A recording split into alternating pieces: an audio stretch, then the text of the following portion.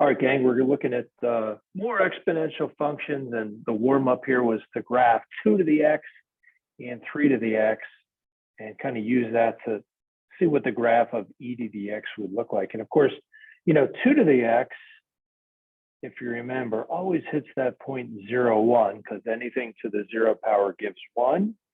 It had a horizontal asymptote at 0 on the left and just kept getting bigger and bigger on the right.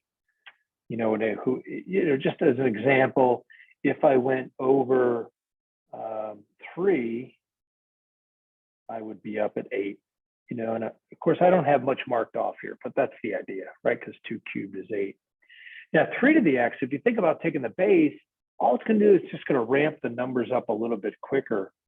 And I guess I'll change colors on this. So if I wanted 3 to the x, I don't know, I'll put this in purple.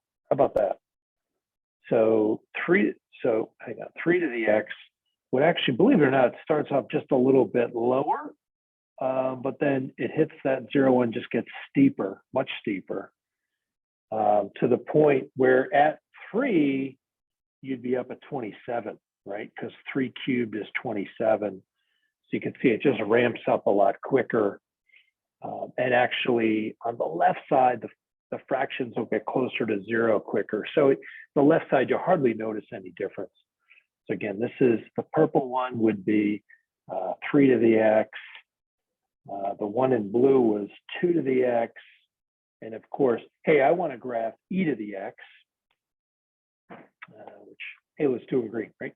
Y equals e to the x. Don't forget what e is, right? E is approximately 2.718 to the x.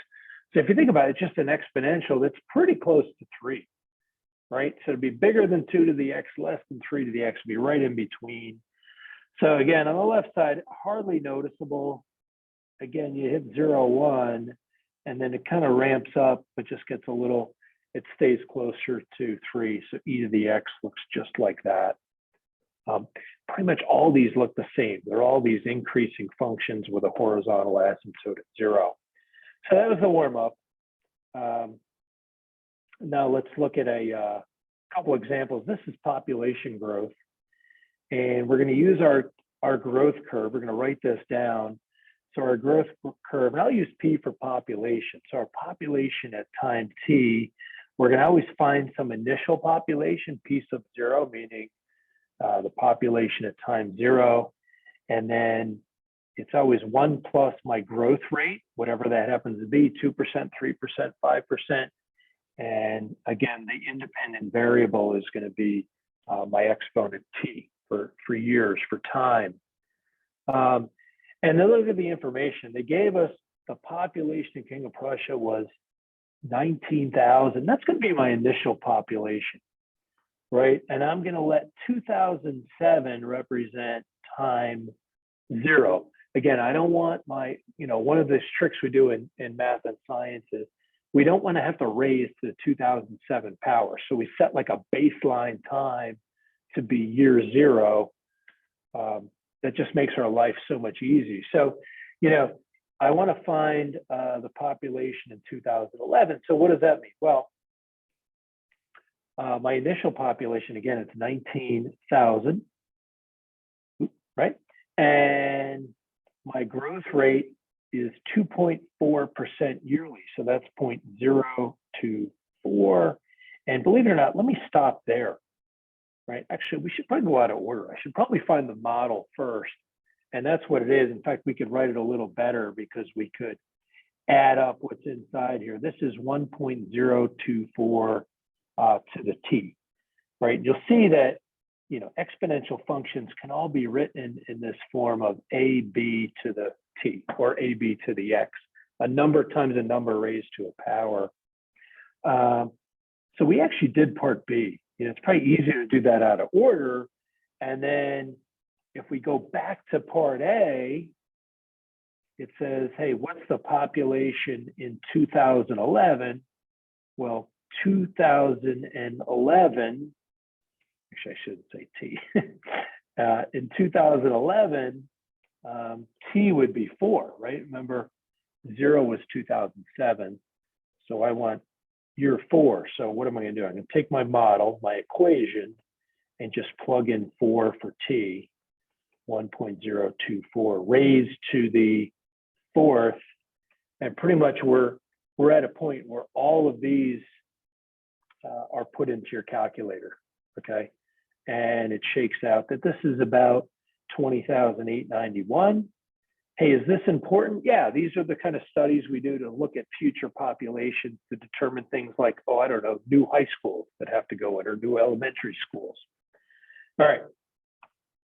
And part C, this is really the only algebra question.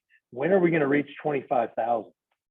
Right. So this time they're having me work backwards. They're saying, hey, the population is 25,000. Again, I'm taking that original equation, except I'm replacing it for P of T, 25,000. If I start at 19,000, and of course, I'm solving for T. That's my unknown. So I have to work backwards, and we've solved a few of these now.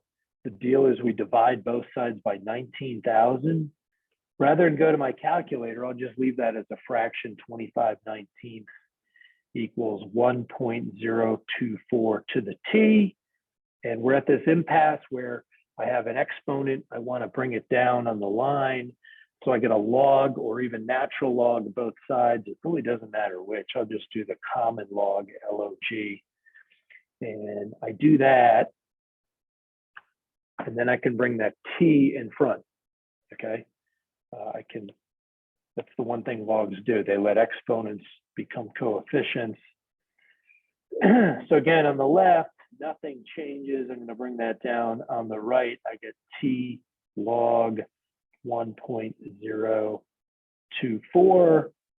Again, this is my unknown. I want to get it by itself, so I can just divide by that logarithm on both sides. So t would be the log of 25/19 all over the log of 1.024. That's a quick shot on your calculator or on your online calculator, whatever you have. I get about 11.6 years. And don't forget, we started this in 2007. If I add 11.6, I'm around 2018.6. So I guess you could say late in 2018, almost 2019 before you hit 25,000 people. Okay. Hopefully that video helped. We'll have another one for the back of the worksheet.